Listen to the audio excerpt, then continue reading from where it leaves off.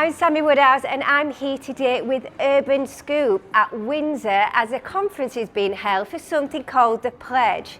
Now, I'll be honest, I'm a little bit unsure about what the Pledge actually is and if I'm going to sign.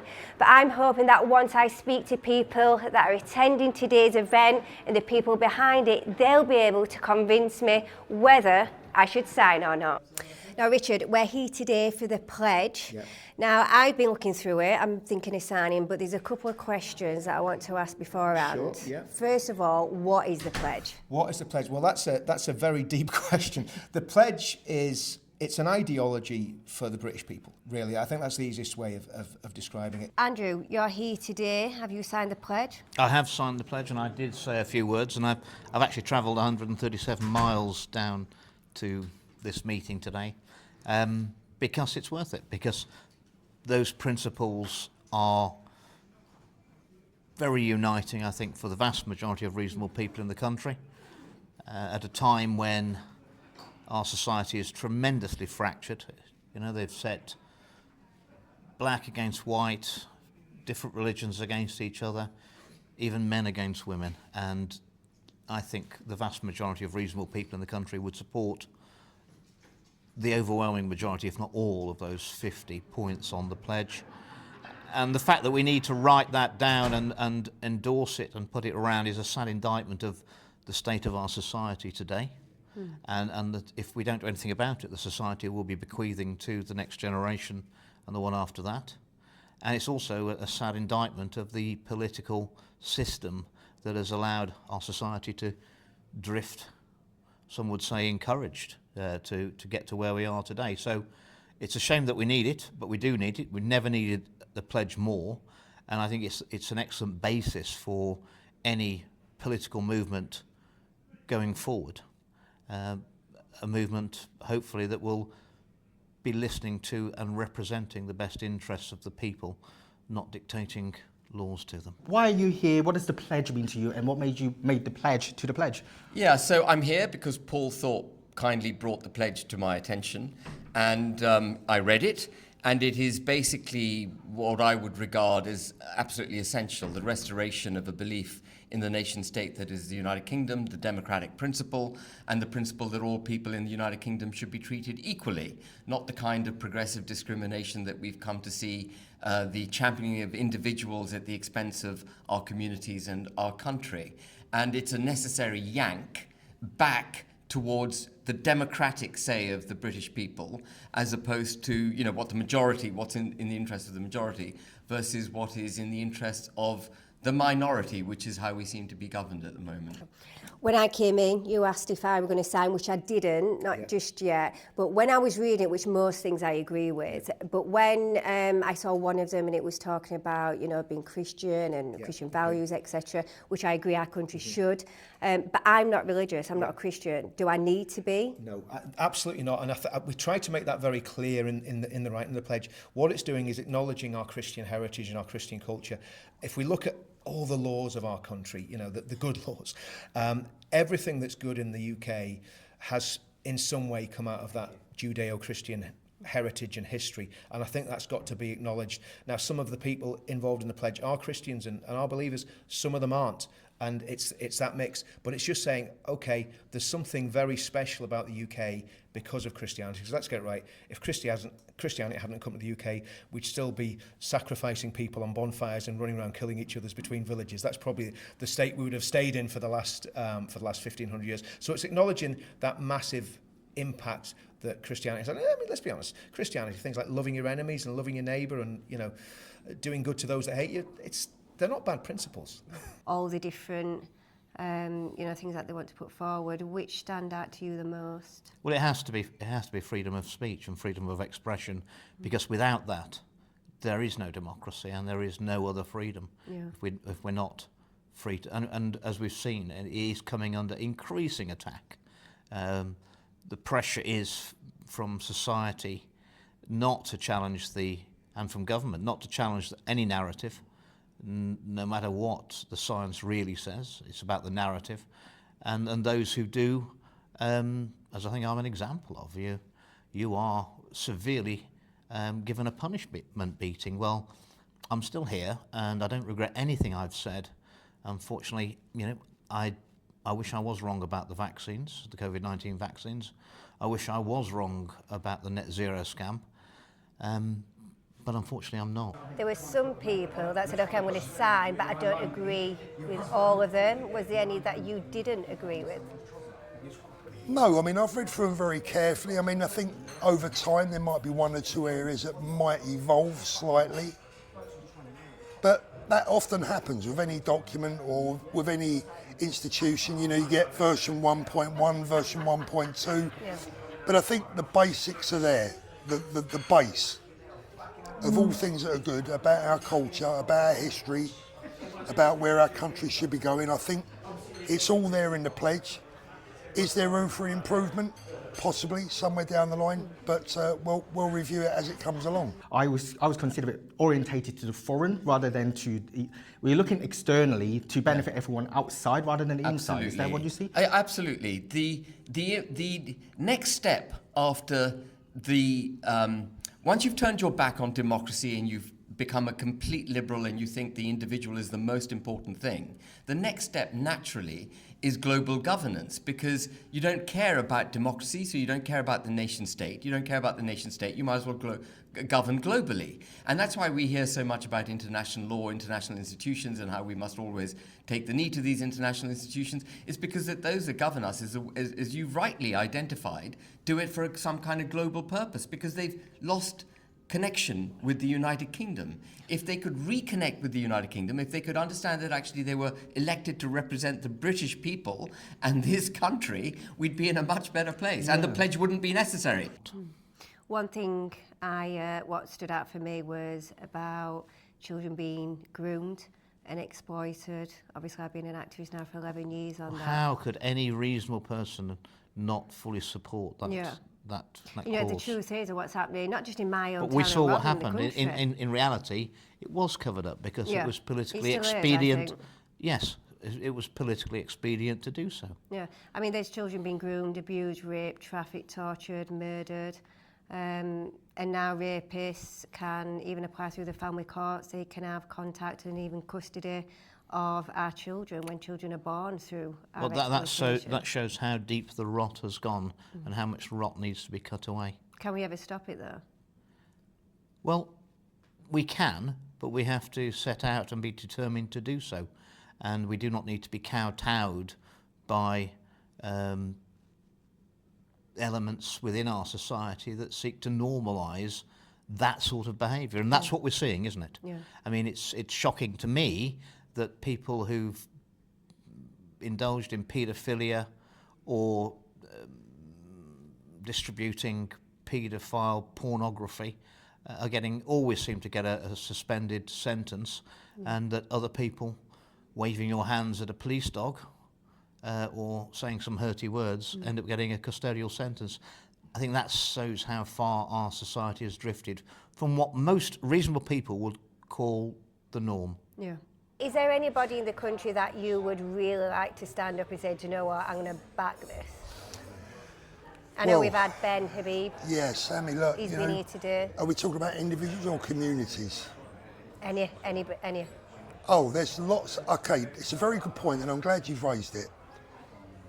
All of these celebrities out there that have big influence and that earn lots of money from the British public. Where are you? Step up to the plate. If you love this country like you say you do, step up to the plate. Come and prove it. Sign the pledge. Stand with us. Stand shoulder to shoulder with all of us and help save this country for your children, for my children, and all of our grandchildren. Now is your time. This celebrity status that you've been lucky enough to gain, use it. Don't be afraid.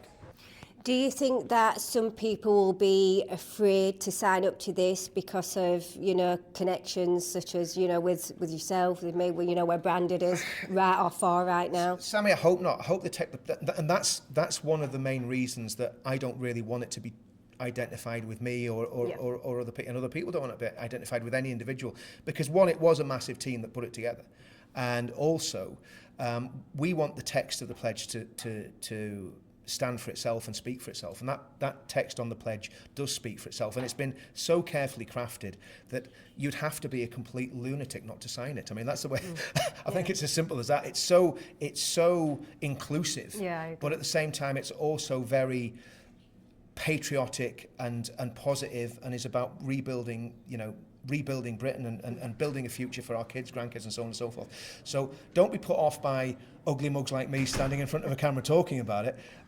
It's the people's pledge. It's for the people, and it is really by the people, because a lot of people that had input are just normal people like me, and I think that's vital. It's not about us, and that's why, again, I'm very sort of shy about saying, well, it's ours or it's this or it's that. It's not ours. It belongs to the British people. Like Magna Carta belongs to the British people. It's for the people and it's by the people, and that's what we want. We don't want people being put off by anything. But obviously, they've got to sign it if they believe it. If they don't believe it, that's fair enough. We've seen we've taken money away from our own farmers and benefiting foreign farmers in outside countries to grow their own crop, and we've seen money being taken away from our pensioners and going towards military funding for other countries, and we're cutting our own military spending. What do you make of that? I mean, it's all bizarre, isn't it? On the same day that we fired, or we allowed Ukraine to fire Storm missiles into Russian territory, British missiles, we announced £500 million worth of cuts in our own defence spending. Putin must be looking at us thinking, we can't stop dinghies crossing the channel, we can't identify what a woman is, we take the knee to extreme left-wing anarchist movements like Black Lives Matter, we're cutting our defence spending, we don't believe in the country, so how we, he must be looking at us thinking these guys are ripe for a crack. Yeah. And that's what happens, of course. If you turn your back on the nation state and the protection of the people of the country, you invite an assault. That's bound to happen. The power, the world is ultimately the politics of power. And Putin would be looking at us and assessing us not to be very powerful. And do you think this can really make a difference? Or do you think this is, I suppose, people being so desperate because they want things to change that they're just trying anything? The honest answer to that is, Sammy, I think, yes, it can work. And I'll tell you why. Because at the moment, we're non-political in the respect that we're not backing any political party in particular. It's about those political parties coming to us and say, we want your support. Yeah.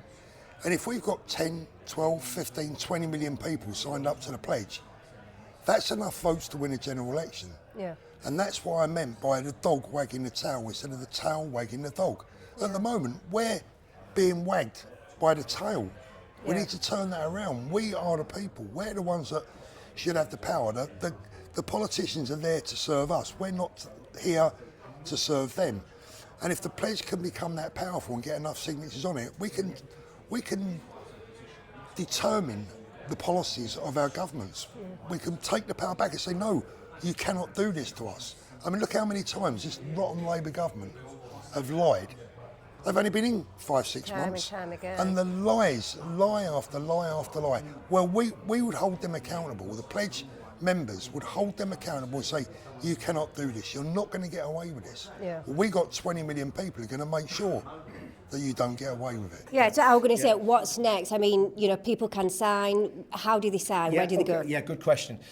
They go to the pledge.org.uk website and sign up on that. Now, just a public health warning, there's a bit of a problem with it on O2 for some reason. The only network, I don't know what it is, we can't work that out. But on every other platform, on your desktop, if you're at home on your Wi-Fi connection, you'll be able to get on it and sign it, and we'll hopefully get the O2 thing resolved pretty quickly. But so you go to thepledge.org.uk, and it's just a very simple form. You read through it, you sign it, and we're not asking for a lot of information. All we're asking for is an email address, name, and a postcode. I mean, people can give other information if they want, but and once we've got those people in those locations and we've built up a critical mass, and I honestly think in short order we could have 100,000 people sign it hopefully before Christmas. We're sitting at about 26,000 now, and we haven't even publicised it.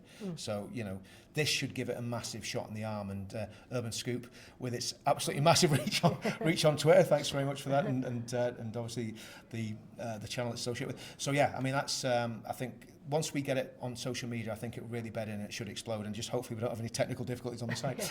So, when, is there a time limit on this, or is this going to go all the way up to the next election? This will go all the way to the next election. Okay. I mean, I would honestly like to see 10 million people signed up to the pledge by the next election.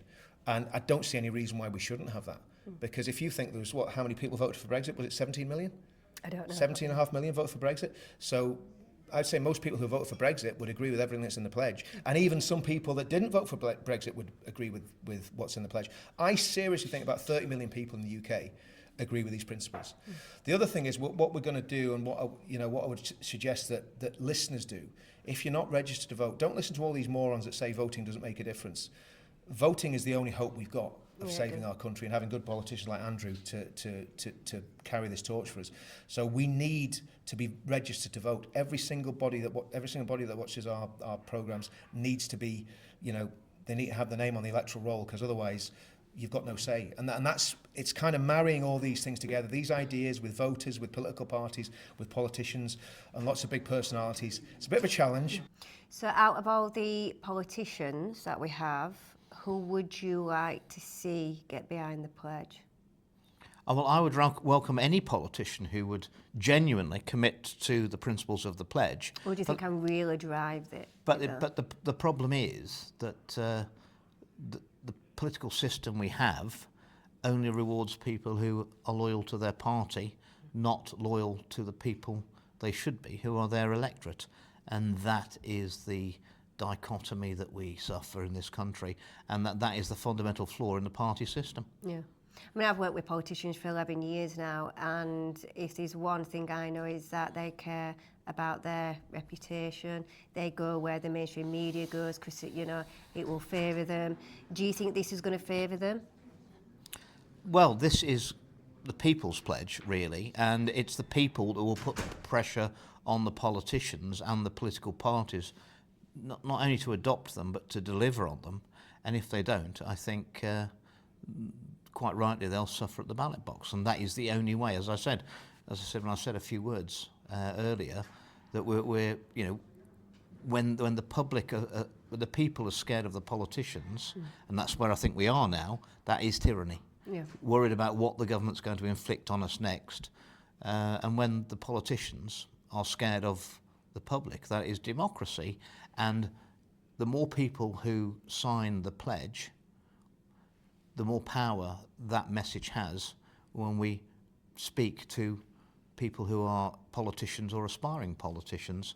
This is what the people want, this is common sense, and we need policies that deliver these principles. Now, I've been speaking to different people and they're going to explain to you exactly what the pledge is. But when I arrived today, I was a little bit unsure whether I should sign or not. But after hearing what everybody else had to say, I've decided to go ahead and put my name to it.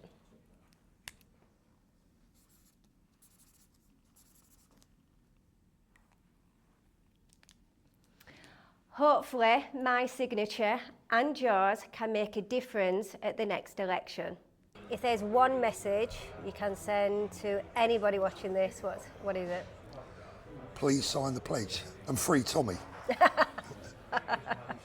Can I say that? No, cut it out.